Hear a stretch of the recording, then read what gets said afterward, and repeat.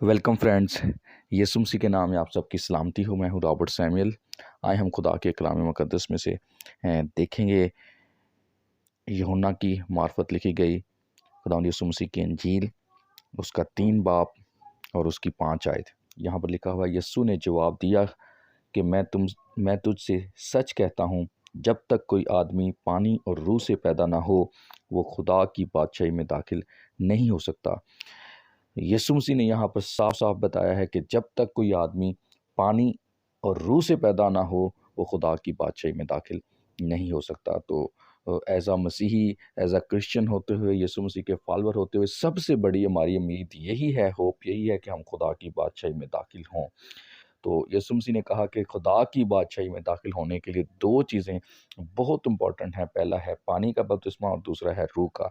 तो पानी का बपतिस्मा भी यीशु मसीह ने खुद लिया ताकि हम उसको फॉलो कर सकें, और रूह का बपतिस्मा भी यीशु मसीह पर हुआ। कबूतर की मानिंद रूह जो उनसे है वो यीशु मसीह पर आकर ठहरा। तो जब यीशु मसीह पर ये दोनों चीज़ें हुई हैं, तो हमने भी इस चीज़ को फॉलो करना है। हमने पानी का बपतिस्मा भी लेना है और उसके बाद रूह के बपतिस्मे के लिए खुदा से दुआ करनी है, ताकि खुदा का रूह जो है वो हमारे अंदर आए और हम रूह से भी जो है ना वो बैप्टाइज हों और हम खुदा की बादशाही में दाखिल हो सकें। आए हम खुदा के कलाम मुक़द्दस में से एक और वर्स देखेंगे। पहला करंथियों के नाम पौलुस रसूल का ख़त, उसका 3 बाब और अगर 16 और 17 आयत तिलावत करें, तो यहाँ पर लिखा हुआ है, क्या तुम नहीं जानते कि तुम खुदा का मक़दस हो और खुदा का रूह तुम में बसा हुआ है। अगर कोई खुदा के मक़दस को बर्बाद करेगा, तो खुदा उसको बर्बाद करेगा, क्योंकि खुदा का मक़दस पाक है और वो तुम है। यहाँ पर जो खुदा के कलाम मुक़द्दस में हमें देखने को मिलता है, तो खुदा का बंदा यही कहता है कि तुम खुदा का मक़दस हो। तुम यानी कि हम सब खुदा का मक़दस हैं और खुदा का रूह हम में बसना चाहता है।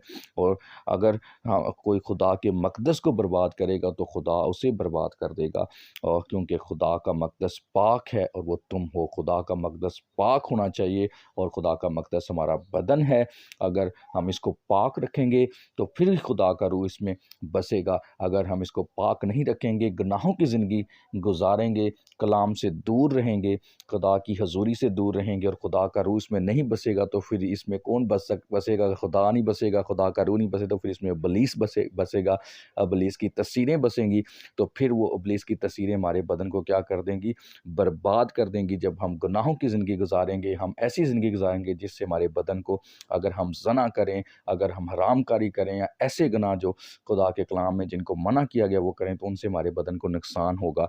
और जब हमारे बदन को नुकसान होगा, तो हमारा बदन क्या है? खुदा का मक़दस है। तो फिर खुदा उसका हिसाब लेगा। इस बदन का हिसाब खुदा ने लेना है कि इस बदन को अगर हम खुदा का मक़दस बनाएँगे, तो फिर हम हमेशा की बादशाही में दाखिल होंगे।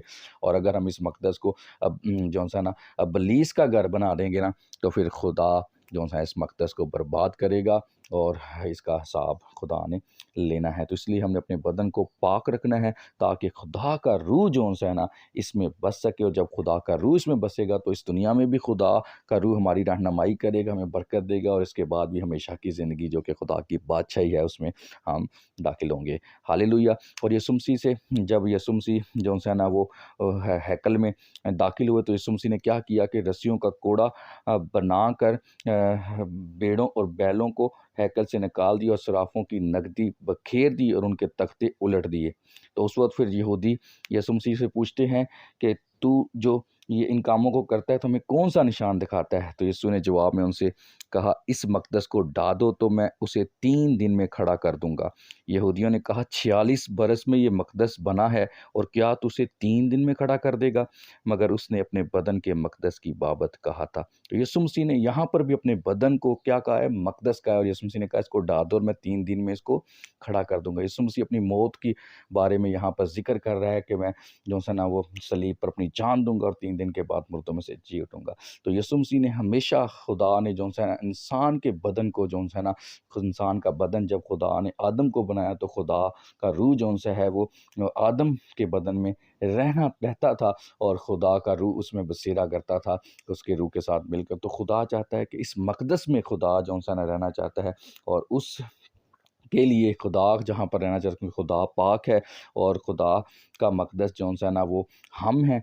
तो फिर खुदा का मक़दस पाक होगा तो फिर ही खुदा का रूह इसमें बस सकता है, अदरवाइज़ खुदा का रूह इसमें नहीं बस सकता। तो इसलिए हमने अपनी ज़िंदगी को ऐसा रखना है और ऐसी ज़िंदगी गुज़ारनी है कि हमारी ज़िंदगी पाक हो, गुनाहों से पाक हो, ताकि खुदा का रूह इसमें बस सके और फिर हम जो है ना ताकि हमेशा की बादशाही में दाखिल भी हो सकें। और इसके अलावा अगर हम मत्ती की इंजील में देखें तो अगर मत्ती की इंजील 12 बाब में एक हमें जो है ना यहाँ पर मिलता है यीशु मसीह के बारे में कि यीशु मसीह ने एक अंधे और गूंगे को यीशु मसीह के पास लाए जिसमें बदरू थी और यीशु मसीह ने उसको शफा दे दी। तो फिर वो सब कहने लगे कि ये जो बदरूहों का सरदार बेल्ज़बूल है उसकी मदद से बदरूहों को निकालता है। तो यीशु मसीह ने उनको क्या जवाब दिया कि अगर इब्लीस ही अगर शैतान ही जो है ना अपने शैतान का मुखालिफ हो जाएगा तो जो इब्लीस की बादशाही वो कायम नहीं रह सकती। तो इसलिए यीशु मसीह ने कहा कि अगर मैं खुदा के रूह की मदद से बदरूहों को निकालता हूँ तो खुदा की बादशाही तुम्हारे पास आ पहुँची है। खुदा के रूह की मदद से यीशु मसीह जो है वो क्या करता था, बदरूहों को निकालता था। और यीशु मसीह ने उसके बाद कहा 29वीं आयत में, या क्यों कर कोई आदमी किसी ज़ोरावर के घर में घुसकर उसका असबाब लूट सकता है, जब तक कि पहले उस ज़ोरावर को ना बांध ले, फिर वो उसका घर लूट लेगा।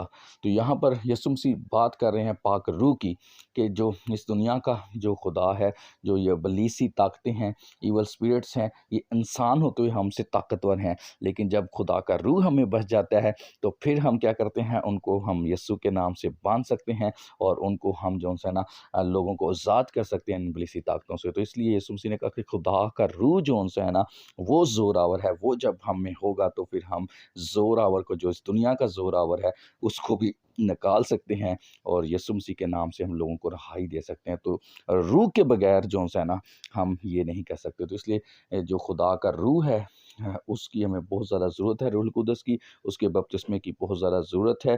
और खुदा का रूह जो है वो किस में बसना चाहता है, आप में बसना चाहता है, जो कि खुदा का मक़दस है और ये पाक होना चाहिए। अगर ये पाक होगा तो खुदा का रूह इसमें बसेगा। अगर ये गुनाहों की ज़िंदगी में होगा, खुदा से दूर होगा, तो फिर इसमें खुदा का रूह नहीं बसेगा बल्कि इब्लीस बसेगा।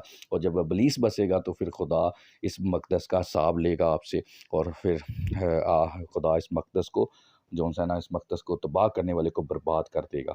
तो आपने ज़रूर इस बात को अपने ज़हन में रखें। खुदा का रूह आज आपसे यही बात कर रहा है कि आपने अपने बदन की बड़ी हिफाजत करनी है, इसका बड़ा ख़्याल रखना है, क्योंकि ये खुदा की शबीह पर बना है और खुदा का रूह इसमें बसना चाहता है। और खुदा आपसे प्यार करता है, खुदा आपको मोहब्बत करता है और खुदा चाहता है कि वो आपके अंदर आके बसे ताकि आपको बरकत दे। अगर इस कलाम के वसीला से आपको बरकत मिली है तो ज़रूर वीडियो को लाइक करें और इस चैनल को सब्सक्राइब करें, इस वीडियो को शेयर करें। खुदा आप सबको बहुत बरकत दे।